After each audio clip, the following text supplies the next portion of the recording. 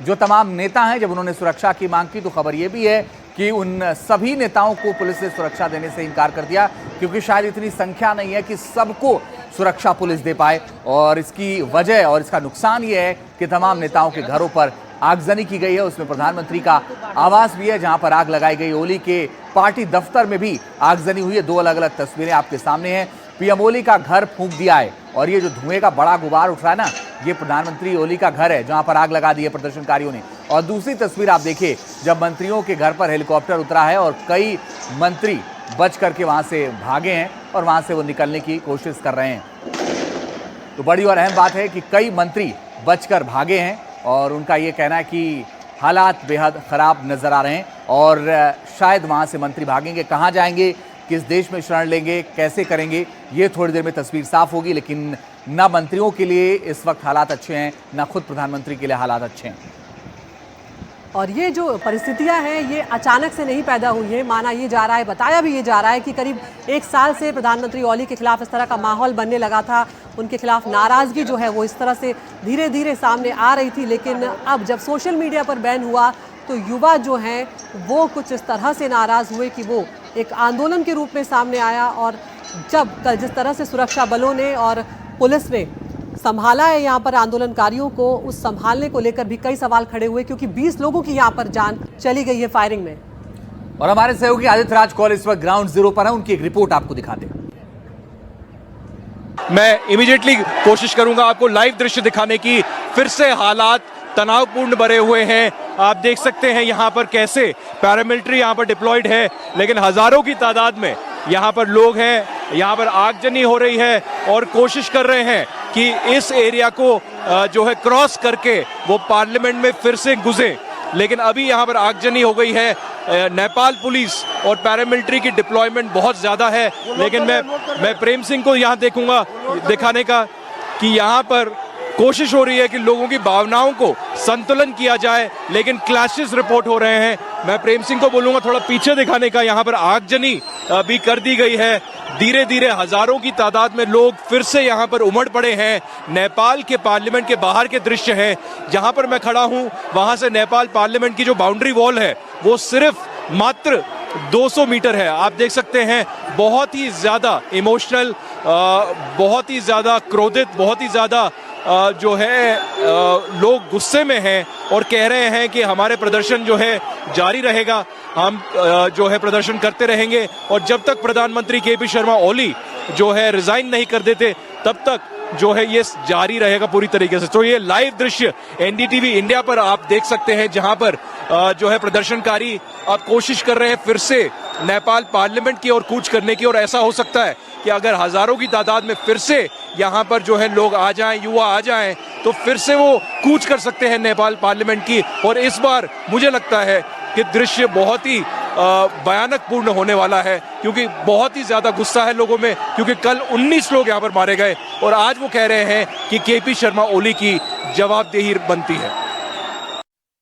तो यहाँ पर ये आदित्य राज कौल की रिपोर्ट आपने देखी। जमीन पर क्या हालात है ये आप देख पा रहे हैं। वहां पर हर तरफ आगजनी यहाँ पर हो रही है। प्रदर्शनकारियों का गुस्सा फिलहाल थमने का नाम नहीं ले रहा, वो रुकने को यहाँ पर तैयार नहीं है और मांग सिर्फ एक है कि ओली की सरकार यहाँ पर हटनी चाहिए। ओली का इस्तीफा वो चाहते हैं। और क्या प्रधानमंत्री केपी शर्मा ओली इस्तीफा देंगे, ये अभी भी बड़ा सवाल बना हुआ है। लेकिन खतरा अब बहुत ज्यादा उनकी कुर्सी पर मंडरा रहा है और मुश्किल है कि अब उनकी सरकार रंजीत बच पाए।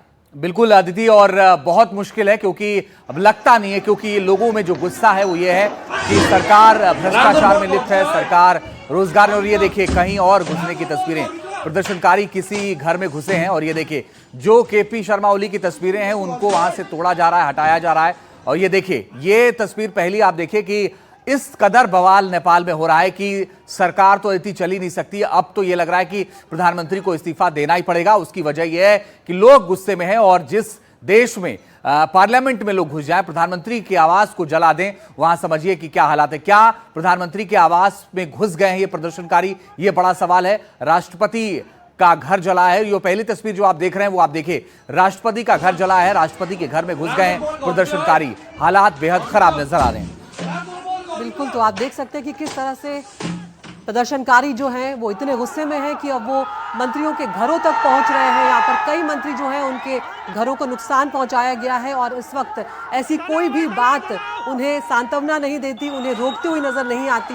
वो सीधे तौर पर यहाँ पर सत्ता परिवर्तन चाहते हैं। अदिति, एक जो बड़ी जानकारी आ रही वो ये है कि प्रदर्शनकारियों ने एयरपोर्ट घेरने की तैयारी कर ली है और प्रदर्शनकारी एयरपोर्ट घेरना चाहते हैं और ये प्रधानमंत्री आवास के बाहर की तस्वीरें, क्योंकि उन्हें ऐसा लगता है कि शायद एयरपोर्ट के जरिए ये भाग सकते हैं। तो प्रदर्शनकारी अब अपने रणनीति में बदलाव कर रहे हैं और इस वक्त वो एयरपोर्ट को घेरने की तैयारी कर रहे हैं। कुछ मंत्रियों को एयरलिफ्ट किया गया। हमारे सहयोगी सिक्ता जो ग्राउंड जीरो पर हैं, उन्होंने एक रिपोर्ट भेजी, अब से चंद सेकंड पहले वो आपको दिखाते हैं। कोशिश यही प्रदर्शनकारियों की है कि आप जो वहां आगे देख सकते हैं वो गेट, वो पार्लियामेंट हाउस की गेट है, वहां तक पहुंचने की थी और अब से कुछ देर पहले आंसू गैस के गोले छोड़े गए ताकि प्रदर्शनकारी यहां से पीछे हटे। लगातार कोशिश प्रदर्शनकारियों की रही है कि वो आगे बढ़कर एक तरह से घेराव करें पार्लियामेंट हाउस का और इस रोड पर आगे बढ़े, लेकिन सुरक्षा इंतजाम कल के मुकाबले आज ज्यादा कड़े कर दिए गए हैं और किसी भी हालत में किसी को आगे बढ़ने नहीं दिया जा रहा और लगातार आंसू गैस के गोले छोड़े गए ताकि ये लोग इस इलाके से पीछे हट जाएं। ज्यादा उग्र थे, नाराजगी बरकरार है। हालांकि कैबिनेट ने यह फैसला लिया था कि सोशल मीडिया पर जो प्लेटफॉर्म्स के जो बैन है वो हटा दिए जाएं, लेकिन बावजूद इसके इनका गुस्सा बरकरार था और आप देख सकते हैं इस वक्त कैसे जो आंसू गैस के गोले छोड़े गए प्रदर्शनकारियों को काबू में करने के लिए, उसका असर दिख रहा है। सब सुरक्षा कर्मी हों, प्रदर्शनकारी हों, आपस में पानी से अपना मुंह धो रहे हैं ताकि जो इसका जो इम्पैक्ट है, इसका जो इफेक्ट है, थैंक यू सो मच, वो कम हो सके। हम इस वक्त जो नेपलीज पार्लियामेंट का जो रोड है उसके ठीक बाहर मौजूद हैं। प्रदर्शनकारी लगातार आगे बढ़ने की कोशिश कर रहे हैं तो उनको रोकने के लिए आंसू गैस के गोले यहाँ पर छोड़े गए हैं, उनको खदेड़ा गया है पीछे, क्योंकि कल जिस तरह से यहाँ पर तनाव बढ़ा था और करीब 20 लोगों की जान चली गई थी, तो कोशिश यही है कि उस तरह का तनाव ना बढ़े और इतनी बड़ी तादाद में प्रदर्शनकारी वहाँ इकट्ठा ना हो। इसीलिए आंसू गैस के गोले लगातार छोड़े यहाँ जा रहे हैं ताकि यहाँ से जो प्रदर्शनकारी आगे बढ़ने की कोशिश कर रहे थे उनको रोका जा सके। तो अब से कुछ देर पहले यहाँ पर बहुत बड़ी तादाद में भीड़ थी प्रदर्शनकारियों की, लेकिन इस कार्रवाई के बाद सब इधर उधर बिखर गए हैं, भाग गए हैं। आप देख सकते हैं वहाँ तस्वीरें भागते हुए लोगों की और यहाँ पर सुरक्षा बल भी तैनात है और किसी भी हालत में वो उन्हें आगे बढ़ना नहीं देने चाह रहे। हालांकि प्रदर्शनकारियों की तरफ से पत्थरबाजी भी हुई है। आप देख सकते हैं सड़कों पर ईंट पत्थर भी पड़े हुए हैं। तो इधर से अगर आंसू गैस के गोले छोड़े जा रहे हैं तो वहां से ईंट पत्थर भी चल रहे हैं। तो आप ग्राउंड रिपोर्ट लगातार देख रहे हैं। हमारे सहयोगी नेपाल में काठमांडू में बने हुए हैं और इस वक्त जो बड़ी खबरें वो यही है कि राष्ट्रपति का जो घर है वो जलाया गया है, वहां पर भारी नुकसान पहुंचाया गया है। प्रधानमंत्री ओली का जो घर है वहां पर आगजनी की गई है, तो भारी नुकसान यहां पर